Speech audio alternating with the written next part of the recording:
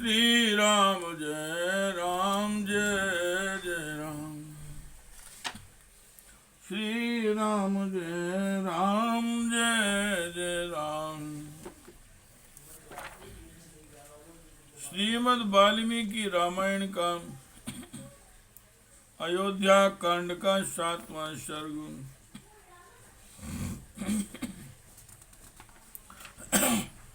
श्री राम जी के अभिषेक का समाचार पाकर खिन्न हुई मंत्रा का कैकेयी को उभारना,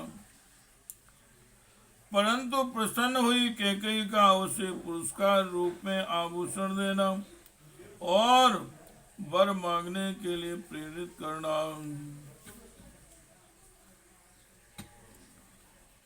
ज्ञाति दासी यतो जाता कई तू सोषिता प्रसादम चंद्र संकाश मार रोए यदक्ष्या। रानी कैकेयी के पास एक दासी थी जो उसके मायके से आई हुई। वह सदा कैकेयी के ही साथ रहा करती थी। उसका जन्म कहाँ हुआ था, उसके देश और माता पिता कौन थे, इसका पता किसी को नहीं था। अभिषेक से एक दिन पहले वह स्वेच्छा से ही कैकेयी के चंद्रमा के समान कांतिमान महल की छत पर ही जा चढ़ी। सिक्तराज पतां कृष्णा प्राकीर्ण कमलों पलां अयोध्या मंत्रां तस्मात् प्रसादादन्वेक्षतौ। उस दासी का नाम था मंत्रा। उसने उस महल की छत से देखा अयोध्या की सड़कों पर छिड़काव किया गया है और सारी पुरी में तत्व तत्व लिखते हुए खिले हुए कमल और उत्पल बिखेरे गए हैं। पताका विराह जय समलंकृतां सिक्तां चंदन तोयश शिराय स्नाजनेर्युतां। सब ओर से बहुमूल्य पताकाएं फहरा रही हैं। ध्वजाओं से इस पुरी की अपूर्व शोभा हो रही है। राजमार्गों पर चंदन मिश्रित जल का छिड़काव किया गया है तथा अयोध्यापुरी के सब लोग उपटन लगाकर सिर के ऊपर से स्नान किए हुए हैं। माल्यमोदक हस्तस्य दुजेन्द्र भिनादिता शुक्ल देव ग्रह द्वारा सर्ववादी तृणादिता संप्रस्थ जनाकीर्णं ब्रह्मघोषिन् निनादितां प्रहस्त वरहस्तस्यां स्वयं संप्रणदित गोवृषाम्। श्री राम के दिए हुए माल्य और मोदक हाथ में लिए श्रेष्ठ ब्राह्मण हर्षनाद कर रहे हैं। देव मंदिरों के दरवाजे चूने और चंदन आदि से लीप कर सफेद एवं सुंदर बनाए गए हैं। सब प्रकार के बाजों की मनोहर ध्वनि हो रही है। अत्यंत हर्ष में भरे हुए मनुष्यों से सारा नगर परिपूर्ण है और चारों ओर वेद पाठों की ध्वनि गूंज रही है।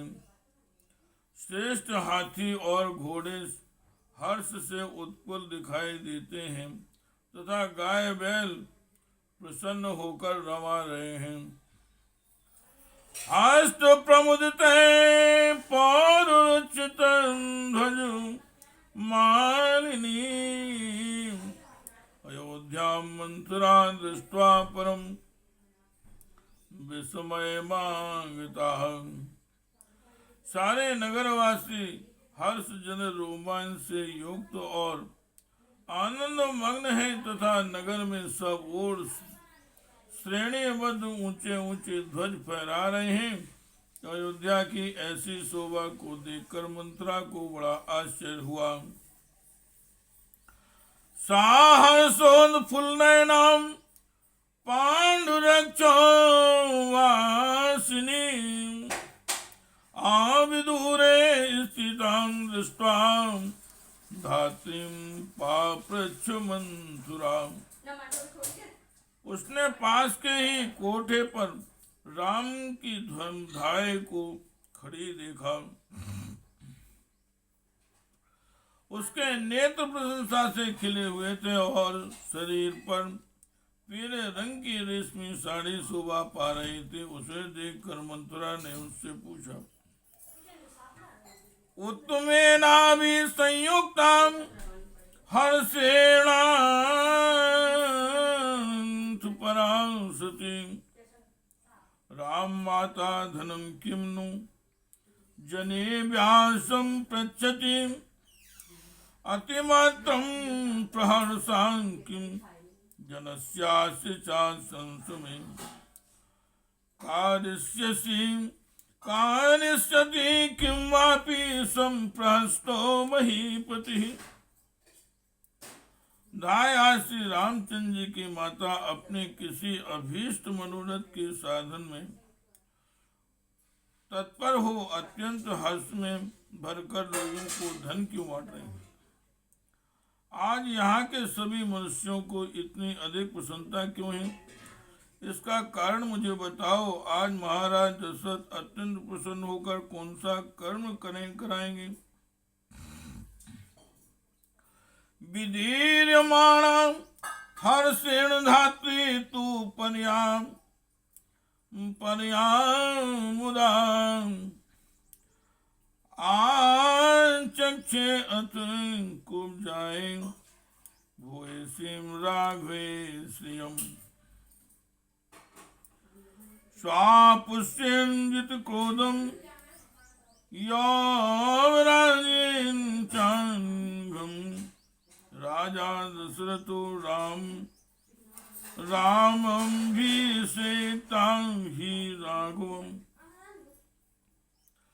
श्री राम की धाय तो हर्ष से फूली नहीं समाती थी। उसने कुब्जा के पूछने पर बड़े आनंद से के साथ उसे बताया, कुब्जे रघुनाथ जी को बहुत बड़ी संपत्ति प्राप्त होने वाली है। कल महाराज दशरथ पुष्य नक्षत्र के योग में क्रोध को जीतने वाले पाप रहित रघुकुल नंदन श्री राम जी को युवराज के पद पर अभिषिक्त करेंगे। श्री राम जय जय राम। श्री राम जय जय राम। श्री राम जय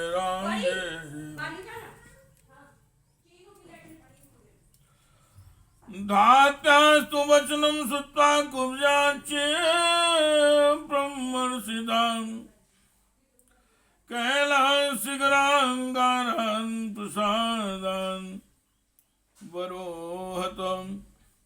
धाय का यह वचन सुनकर कुब्जा मन ही मन कुट गई और उस कैलाश शिखर की भांति उज्ज्वल एवं गगनचुंबी प्रासाद से तुरंत ही नीचे उतर गई। शांदयमाना क्रोधीन मंत्रा पापदर्शिनी शयानामेव कैकेयीमिदं वचनं ब्रवीत्। मंत्रा को इसमें कैकेयी का अनिष्ट दिखाई देता था, वही क्रोध से जल रही थी। उसने महल में लेटी हुई कैकेयी के पास जाकर इस प्रकार कहा, उत्तिष्ठ मूढ़े किं शेषे भयं त्वामभिवर्तते उपप्लुतं घोगेनात्मानं वा बुद्धेसे। मूर्खे, उठ, क्या सो रही है? तुझ पर बड़ा भारी भय आ रहा है। अरे तेरे ऊपर विपत्ति का पहाड़ टूट पड़ा है, फिर भी तुझे अपनी इस दुर्वस्था का बोध नहीं होता। अष्टे शुभगाकारी सौभाग्य विकट से चलम ही तो सौभाग्यम न ध्यान स्रोत इवोष्णेंगे। तेरे प्रीतम तेरे सामने ऐसा आकार बनाए आते हैं मानो सारा सौभाग्य तुझे ही अर्पित कर देते हैं, सारा सौभाग्य तुझे ही अर्पित कर देते हो, परंतु पीठ पीछे भी तेरा अनिष्ट करते हैं। तूने अपने अनुरक्त जानकर सौभाग्य की हाका करती है, परंतु जैसे ग्रीष्म ऋतु में नदी का प्रवाह सूखता चला जाता है, उसी प्रकार तेरा वह सौभाग्य अस्थिर हो गया है, तो तेरे हाथ से चला जाना चाहता है। श्री राम जय राम जय जय राम, श्री राम जय राम जय जय राम, श्री राम जय राम जय जय राम। यो मुक्तान तू कह गई रुष्या पुरुषम वचान, कुब्जया पाम दर्शन्याम विषादम गमत परम। इष्ट में भी अनिष्ट का दर्शन करने वाली रोष भरी कुब्जा के इस प्रकार कठोर वचन कहने पर कैकेयी के मन में बड़ा दुख हुआ। कैकेयी त्वाब्रवीत कुब्जां कांचन क्षेमं नामंतरे, विषण्ण वदनाम ही त्वां दक्ष्ये मृषदोखितां। उस समय कैकेयी राजकुमारी ने कुब्जा से पूछा, मंत्रे कोई अमंगल की बात तो नहीं हो गई, क्योंकि तेरे मुख पर विषाद छा रहा है और तू मुझे बहुत दुखी दिखाई देती है। मंत्रा तू बचा सुत्रा कैकेय्या मथुरा मधुराक्षरम, उवाच क्रोध संयुक्ता वाक्यम वाक्य विशारदाम। सा विषण्णतरा भूत्वा कुब्जा तस्यां हितैषिणी, विषादयन्ती प्रोवाच भेदयन्ती च राघवम्। श्री राम जय जय राम। मंत्रा बातचीत करने में बड़ी कुशल थी। वह कैकेयी के मीठे वचन सुनकर और भी खिन्न हो गई। उसके प्रति अपनी हितैषीता प्रकट करती हुई कुपित हो उठी और कैकेयी के मन में श्री राम के प्रति भेदभाव और विषाद उत्पन्न करती हुई इस प्रकार बोली। अक्षयंशु महद देवी प्रवृत्तम त्वाद्विनाशनम, रामं दशरथो राजा यो राज्ये अभिषेक्षति। देवी तुम्हारे सौभाग्य के महान विनाश का कार्य आरंभ हो गया है, जिसका कोई प्रतिकार नहीं है। कल महाराज दशरथ श्री राम को युवराज के पद पर अभिषिक्त कर देंगे।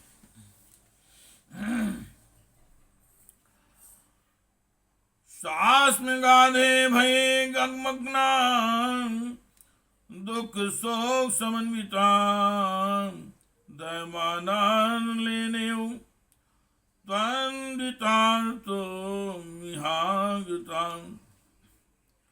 यह समाचार पाकर मैं दुख और शोक से व्याकुल हूँ, अगाध भय के समुद्र में डूब गई हूँ। चिंता आग से मानो जली जा रही हूँ और तुम्हारे हित की बात बताने के लिए यहाँ आई हूँ। तव दुखे कैकेयी मम दुखम महद् भवेत्, तदुवृद्धो मम वृद्धश्च भवेदेना संशयः। कैकई नंदन, यदि तुम पर कोई दुख आया तो उससे मुझे भी बड़े भारी दुख में पड़ना होगा।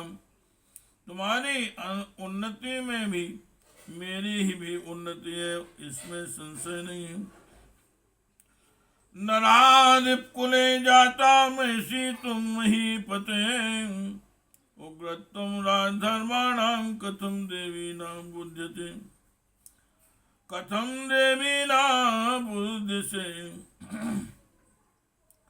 देवी, तुम राजाओं के कुल में उत्पन्न हुई हो और एक महाराज की महारानी हो, फिर भी राजधर्मों की उग्रता को कैसे नहीं समझ रही हो। धर्मवादी सठो भरता, इस लक्षणवादी चादारुणा, शुद्ध भाविन जिन जानी से तैदेव मति संधिता। तुम्हारे स्वामी धर्म की बातें तो बहुत करते हैं, परंतु हे बड़े राजसठ, मुंह से चिकनी चुपड़ी बातें करते हैं, परंतु हृदय के बड़े क्रूर हैं। तुम समझती हो कि वे सारी बातें शुद्ध भाव से ही कहते हैं, इसलिए आज उनके द्वारा तुम बेतरह ठगी गई हो। उपस्थितां प्रियोज्जानस्त्वयि शांतो मनर्चकम्, अर्थे नैवादिते भर्ता कौसल्याम योजिष्यति। तुम्हारे पति तुम्हें व्यर्थ सांत्वना देखने के लिए यहाँ उपस्थित होते हैं, वे ही अब रानी कौशल्या को अर्थ से संपन्न करने जा रहे हैं। आप वाये तो दुष्टात्मा भरतुम तव बंधुसौ, काले स्थापिता रामम राज्ये निहत कंठुके। उनका हृदय इतना दूषित है कि भरत को तो उन्होंने तुम्हारे मायके भेज दिया और कल सवेरे ही अवध के निष्कंटक राज्य पर भी श्री राम का अभिषेक करेंगे। शत्रु पति प्रभादेन, शत्रु पति प्रभादेन मात्रयो हित काम्यया, आशीविष इवांगेन वाले परिधतस्त्वया। वाले जैसे माता हित की कामना से पुत्र का पोषण करती है, उसी प्रकार पति कहलाने वाले जिस व्यक्ति का तुमने पोषण किया है वह वास्तव में शत्रु निकला। जैसे कोई अज्ञानवश सर्प को अपनी गोद में लेकर उसका पालन करे, उसी प्रकार तुमने उन सर्पवत बर्ताव करने वाले महाराज को अपने अंक में स्थान दिया है। यथा ही कुर्यां शत्रुर्वां सर्पो वा प्रत्युपेक्षितां, राज्ञा दशरथेनाज्ञानाद्यं स्वपुत्रा तुम तथा कृतां। उपेक्षित शत्रु अथवा सर्प जैसा बर्ताव कर सकता है, राजा दशरथ ने आज पुत्र सहित तुम के कई के प्रति वैसा ही बर्ताव किया है। पापेनानृत शांतेन वाले नित्यं सुखोचितां, रामं स्थापत्यां रामं स्थाप्यता राज्यं सानुबंधा हतो ह्यसि। वाले, तुम सदा सुख भोगने के योग हो, परंतु मन में पाप दुर्भावना रखकर ऊपर से झूठी सांत्वना देने वाले महाराज ने अपने राज्य पर श्री राम को स्थापित करने का विचार करके आज सगे संबंधियों सहित तुमको मानो मौत के मुख में डाल दिया। सा प्राप्त कालम कैकेयी क्षिप्रम कुरु हितम तम, त्रायस्तु पुत्रमात्मानं मां च विस्मय दर्शने। कैकेयी राजकुमारी, तुम दुख जनक बात सुनकर भी मेरी ओर इस तरह देख रही हो मानो तुम्हें प्रसन्नता हुई हो और मेरी बातों से तुम्हें विस्मय हो रहा हो, परंतु यह विस्मय छोड़ो जिसे करने का समय आ गया है। अपने उस हितकर कार्य को शीघ्र करो तथा ऐसा करके अपने पुत्र की और मेरी भी रक्षा करो। श्री राम जय जय राम, श्री राम जय जय राम। मंथुराया बचा सुत्वा सेना सा शुभानना, उस्तस्तौ हर्ष संपूर्ण चंद्रलेखे उषारदी। मंथरा की यह बात सुनकर सुंदर मुख वाली कैकेयी सहसा सैया से उठ बैठी। उसका हृदय हर्ष से भर गया। वह शरद पूर्णिमा के चंद्रमंडल की भांति उद्दीप्त हो उठी।